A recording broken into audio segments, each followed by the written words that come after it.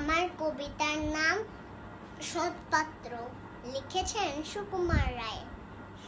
শুনতে পেলাম পুস্তকে তোমার নাকি মেয়ের বিয়ে, গঙ্গারামকে পাত্র পেলে, জানতে চাও সে কেমন ছেলে?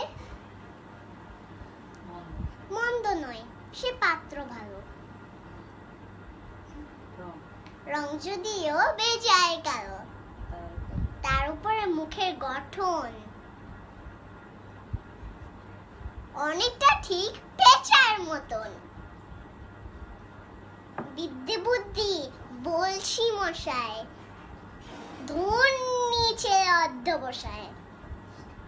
19টি বার মেট্রিক এসে ঘাল হয়ে থামলো শেষে।